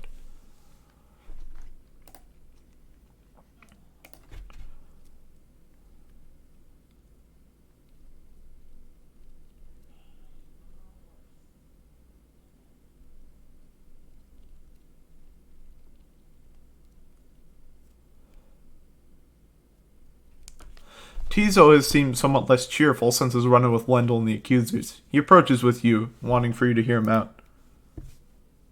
Tizo seems unhappy about something Lendl said to him. Tizo understands full well why Lendl is angry with him. While Tizo does not like Lendl as a person, he recognizes nonetheless that he denied his freedom. It was a liberation right. He did what he felt necessary. He wanted to help his friend go free. Nonetheless, he still feels a certain guilt and regrets that the rights force exiles into such situations. I think that conversation is funny because of how, eloquent Tizo is. He falls silent for a while. Whether the 8 scribes ever intended for imps such as he to participate in the rites firsthand is difficult to know for certain. Then, Tizo is grateful to you for listening. He knows the scribes created the rites with good intentions. He promises to keep doing his best to live to the legacy of the scribes. He bounds up into the rafters with some of the other drive imps. Regardless of whether he truly is a descendant of Haub the Swallow, surely the scribes would have been proud of him. Here's Volfred's planner.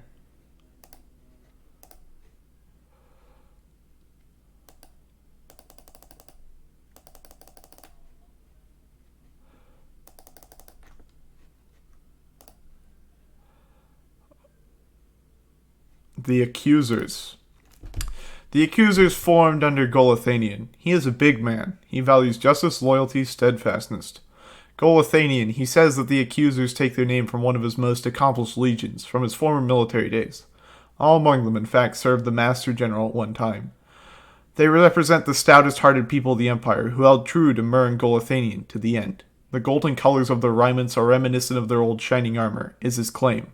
Ever shall they seek out with the truest spirits and the strongest sense of purpose to replenish their ranks. I think it's funny and interesting. The way they wrote this, each of the scribes has a different writing style, and Haub uses a lot of commas weirdly because he's like an imp. He doesn't know how to, he doesn't know grammar. He is a big man. He values justice, loyalty, steadfastness.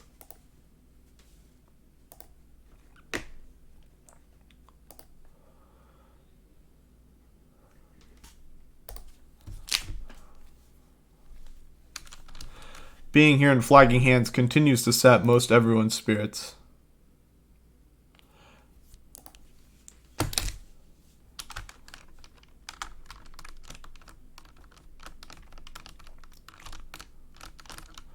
The spring of Jomur has always flown forth from the crushed carapace of Biel and Atheus, the hive titan vanquished by the scribe Jomur Many-Mane.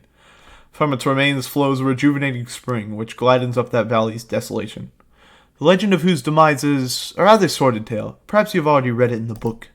Not all believe the book exists, of course, nor the greater titans, nor the rites. I have encountered exiles believing that this titan perished quite by accident, rather than by a cunning trap laid for it by Jomur Many-Mane. They took the titan for a common beast. Perhaps the stars shine down upon out-of-the-way locales such as this one to ensure that they alone shall witness the proceedings. Alright, Glue Hive. Passes the remains of the Hive Titan. Tizo wants to explore the pools here. But this is faster. Sorry, Tizo. Riddle with Baron Rock and Bone, huh? You touch down in the heart of Jomur Valley, where you first face the Fate and the Dissidents. You briefly wonder where they might be now and how they fare. You now have a little time before having to set forth by land. We can read some more, huh? Jomur Valley. The downside prairie first appears serene. It is not. The soil there accommodates only the region's brutish native vines and overbrush. The most likely food sources prove poisonous. Thus we journeyed further north. The climate there grew fouler to my senses, though the cur Jomur found it amenable. This sprawling valley, pocked with long evaporated lakes, gives evidence to the monstrosities which roam this land. We found the region's western edge to be more pleasant on the whole. Therein we found sources of fresh water, whereas over to the east we found the edge of the land's most hideous decay.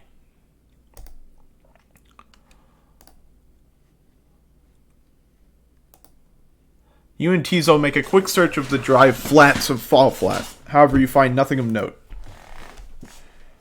Tizo hoped to find something today, but nonetheless seems grateful for your company. You soon return to the Black Wagon, where others are preoccupied with their own pursuits. You should have enough time to pursue your vocations.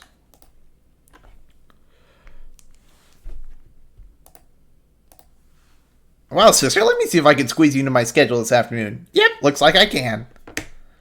You and Ruki review what observations you have made thus far about the various triumvirates you have confronted on your journey. He has keen insights about some of them.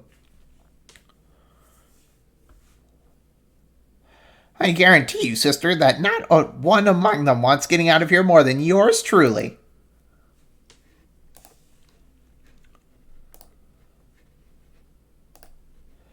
You observe Tizo rummaging about the Black Wagon as though in search of something. He notices you there and rushes up to greet you. Tizo is glad that you are here. He was just reminiscing about old times. But just as quickly he resumes his search. Tizo is looking for something a former exile of the Nightwings once gave him. He is growing frustrated that the object he seeks is nowhere to be found. You almost do not notice the lone minstrel's approach. I'm afraid that it is gone, Tizo. I am very sorry. Reader, it is nothing that ought to be cause for much concern, merely that Tizo has misplaced something of sentimental value to him. It was just a spare bandage, he indicates, exactly like the one on his horn. Tizo here has had many adventures with the Nightwings. Is that not so, Tizo? Those memories shall always stay with you. Is that not what matters most of all? Then please do not worry yourself about it anymore. It is a symbol of a distant past, besides. Tizo skulks away up into the rafters. The lone minstrel watches him go. The object that he seeks does not exist, reader. Tizo searches for it from a fleeting memory of his days with the Nightwings of the past. He performed the regular duties of other drive imps at first, but soon distinguished himself. I was none too surprised. He was clearly special. He had grown close with the other members of the Nightwings when misfortune fell, and the triumvirate fell apart. Perhaps Volfred has revealed to you more of the details. As for Tizo, I feel he must make peace with the shadows of his past somehow. Perhaps then he shall cease searching. You need not worry for him, of course. He is resilient, and shall always serve the Nightwings well. You might say that he was born for it. Begging your pardon, reader. The lone minstrel excuses himself in his polite way, leaving you to consider what he said.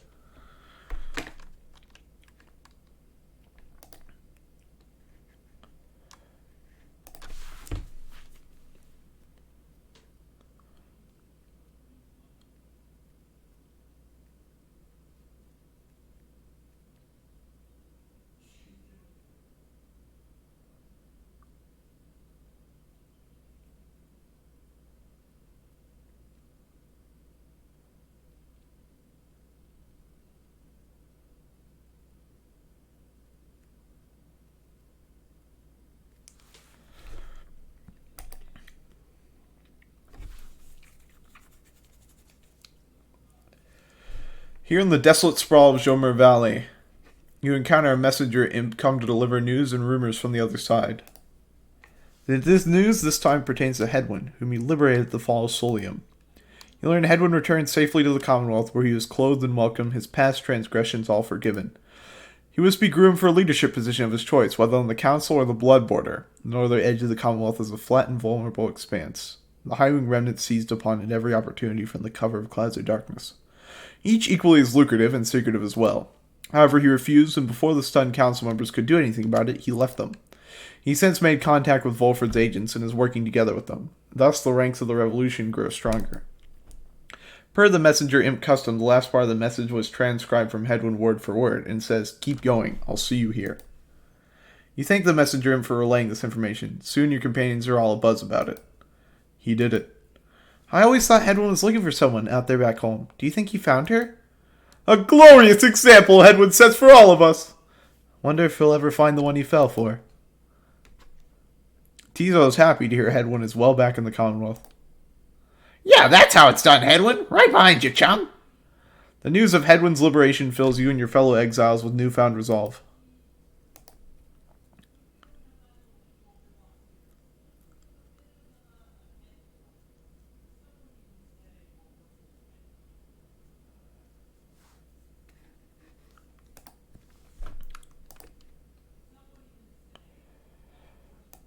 The scribe's deeds. I wish to be remembered not for boastfulness. Thus I refrain from detailing our exploits across the land, save to say that they were numerous. Know that only through our combined strength of arms and wit did we withstand this savage land, such were the monstrous dangers that it posed. I came to see that all the terrors which I heard at bedside in my youth were based entirely in fact. So great they were, they blotted out the sky. Such was the evil that we vanquished, that the remnants of it yet shine under the stars. In the end it was the stars which guide us toward our truest calling.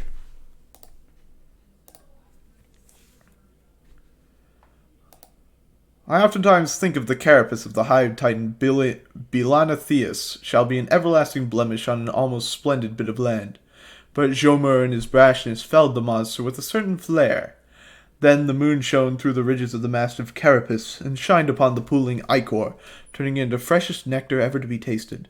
The spring shall flow eternally, and those who walk within it shall experience the resplendent glory of the land. The stars begin to fall there in the spring with regularity, and we now know how soon again that they shall do so, and we wish for you to see it for yourself.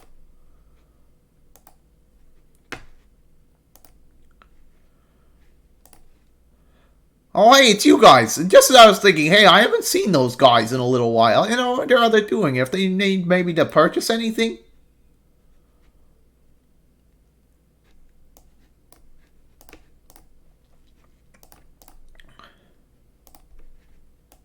Yeah, Tizo. They're leaving, Dad. Just look at how much we got this time. The afternoon is just beginning to give way to nightfall as you and your companions finish making preparations for the coming rite. Through all the ceremony, you realize Pamitha is nowhere to be found. The last anybody saw of her was shortly after Black Werrigan came to rest here at the Spring of Jomer. She returns just as you're beginning to plan a search for her. Sorry to avoid you there, reader darling. Just getting a little antsy is all. Had to go and spread my wings a bit and shake away the nerves. She is holding something back. Don't you get in my head. I'm telling you the truth. I'm telling you the truth, damn it. Damn you, reader. Get out, get out, get out! Anyhow, it looks as if the show's about to start. I shall be in the field with the others. As Pamitha departs, you see she is right, and the stars above begin to shine. You know she is about to face your sister Tamitha once again. You accept that it's a very private matter between them.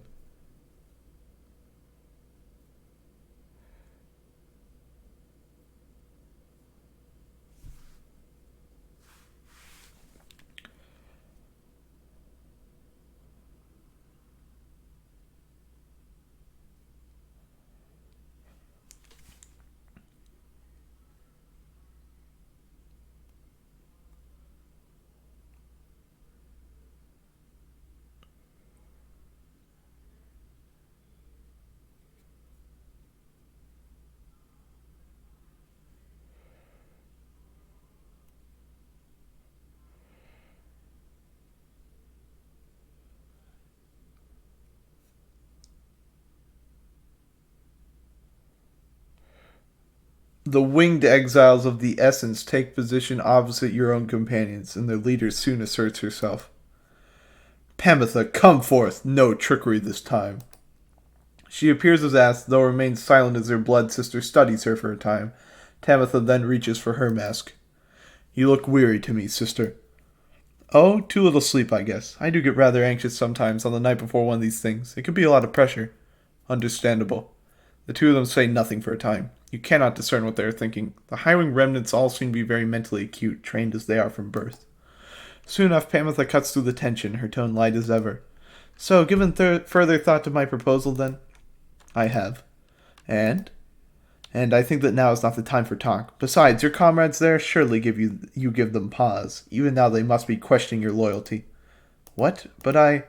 Oh, cut it with the stammering, Pamitha. It is very unbecoming, you know that. And you be sure to tell those comrades of yours what you propose to me. She dons her mask one more. As she rejoined the other exiles of the Essence, Pamitha hesitates before returning to your group. I told her she could take my place. That would keep her up to date about our progress, and that she could take my place if it ever was time for me to go. Well, you don't have to worry. For one thing, she refused, and for another, well, I'd better tell you later. For now, remember you can count on me.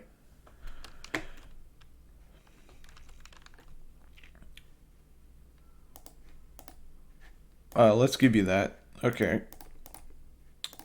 Rookie time. Pamitha.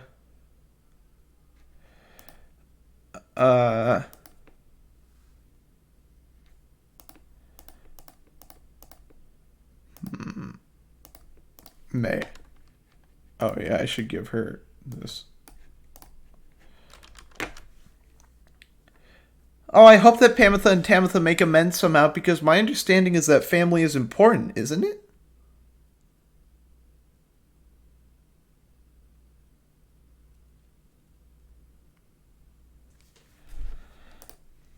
Face us, wastrels of the Commonwealth. The pain and loss of your defeat this night shall reverberate not only in your hollow hearts, but in the homeland that abandoned you. Are you quite sure it has to be this way then, sister? There is no compromise here, Pamitha, not for traitors to my country or my blood. I understand. Then so be it.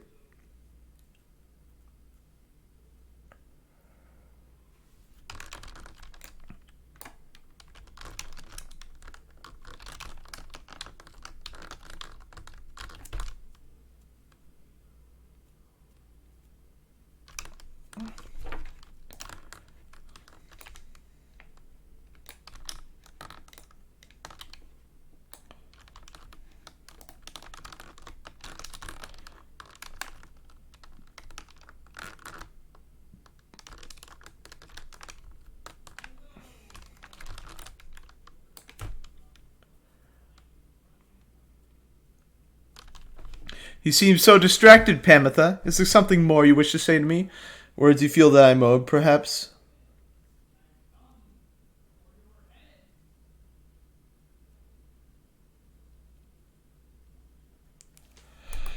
Pamitha stops at this and reaches for her mask. I'm sorry for what I did to you, sister. For what you did to me, your apology rings as hollow as your plumage. You might rehearse it further upon every last survivor of the High-Wing remnants. Now, no more talk.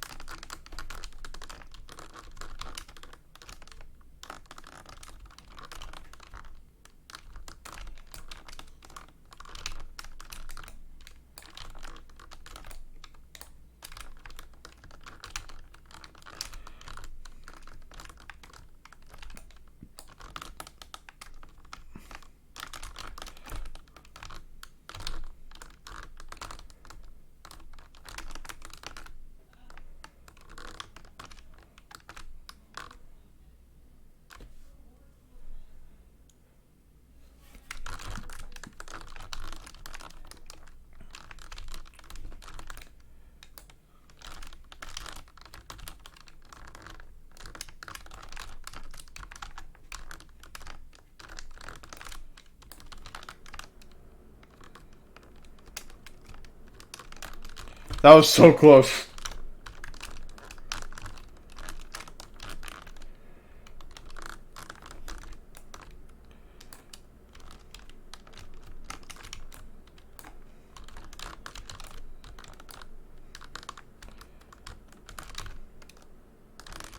Where's the orb?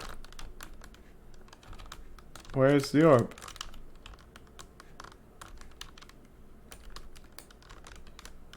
Oh, there it is.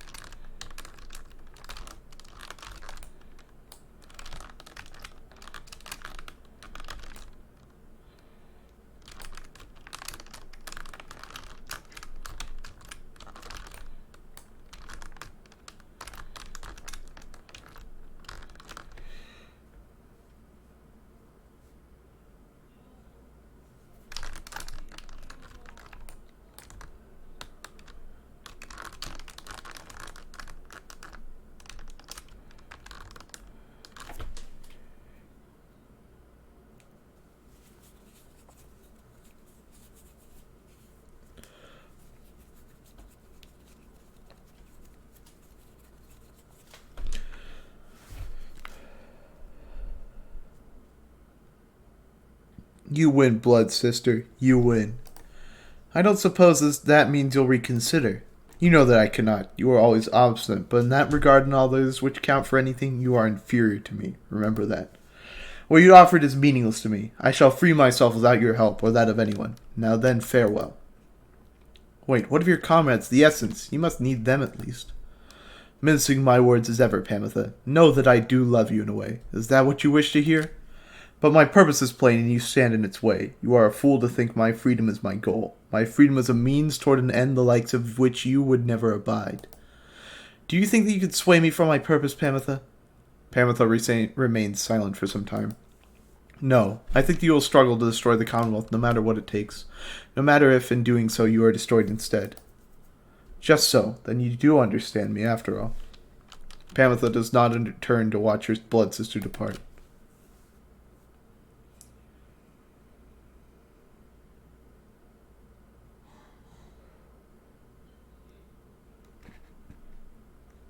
The 8 scribes, they so inspire me, and now I feel that I've grown somehow closer to them, maybe?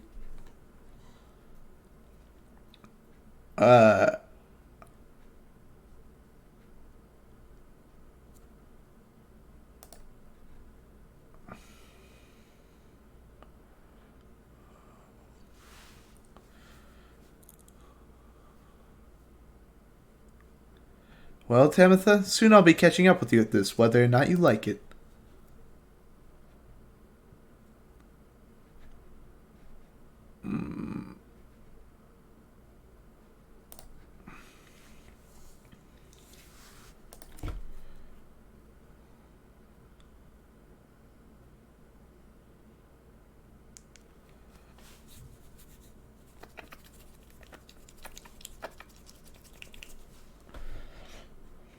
Back at the wagon after besting the Essence in the right, you are able to recover for a time, though you have another task this night.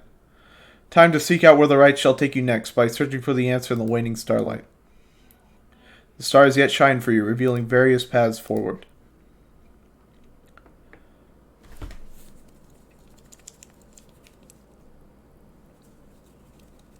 Triesta Orez Liu. Okay, let's see who we're fighting. Orez, Barker, no.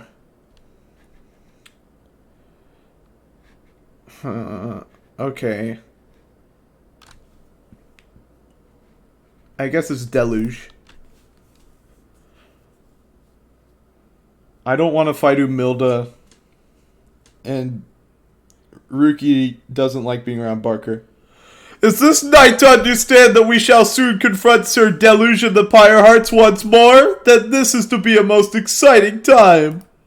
This knight's one-time commanding officer. Imagine, if you will, a worm without the slightest trace of bravery. Sir Gilman then recants his tale of Sir Deluge's past, and how it is that they wound up together in the downside. Sir Deluge, a worm knight of the Sea Dominion, and former ally of Sir Gilman. He lacks the sort of courage for which his kind is known, yet somehow leads the Pyre Hearts anyway. Some words born under the Sea Dominion's waters sought life's meaning on dry land. The Commonwealth recognized their chivalrous traditions and soon put them to use. Sir Deluge was just another bit of frontline fodder in the war against the High-Wing remnants. Yet time and time again he distinguished himself for one simple reason. He would not die. His unusual instinct for self-preservation kept him safe in many battles, and over time he was repeatedly promoted for lack of any real competition. And then in the Battle of the Spiral Sanctum, when retreat was certainly not an option, Sir Deluge retreated enemy. Anyway, this was a breaking point, and he at last was sentenced into exile. On the downside, he sought water where he made contact with Sir Gilman and other members of his kind. They all saluted him as their superior. The other knights had little choice but to respect his rank. As the Pyre Hearts, they conduct the rites in the name of their great hero, the Under King Orez, while adhering to their strict code. This knight may not have failed quite so miserably at the Battle of the Spiral Sanctum had his entire regiment not turned in disarray after Sir Deluge fled. Perhaps by confronting his former commander, this knight's own honor may be regained in part. For now, however, this knight must beg your leave. You say good night to Sir Gilman in turn. There is no time to make flight preparations now, though in the morning you shall press on once again. Okay.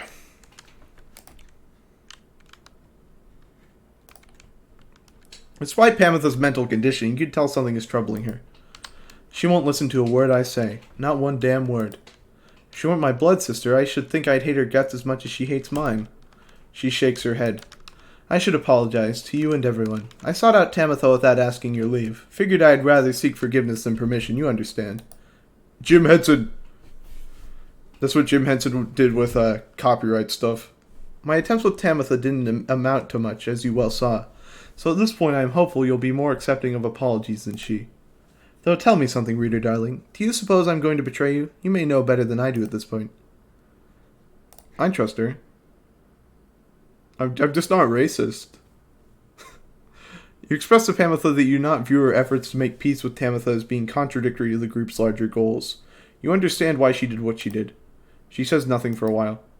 That's kind of you to say, darling. May the others see it with such generosity, but if they don't, you need but tell me to depart, and I'll be on my way. However, I have a promise that I wish to make to you. You let me stay, and I'll see this through, with all of you, no matter where we all end up. I'll be on the roof for a bit, I think. You take care too, darling. Despite Tamitha's disappointment with the outcome of her confrontation with her blood sister, you sense she is less troubled now after your brief conversation. Up here are some singing sands. The so-called singing is the sound of countless screeching wheel mites.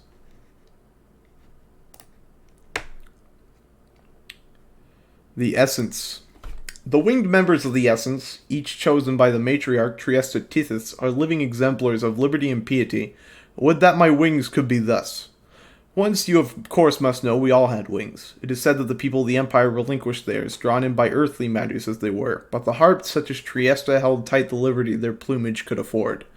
These divergent paths did cause a share of differences between the winged and the wingless over time, but here in this land our purposes are shared, our goals united. That then is the essence, that is who they are and what and why. Okay. So we found out the true nature of the rites, and next week we're going to continue our journey and meet up with Sir Deluge again. Thank you all for watching, and I hope to see you there next time. Goodbye.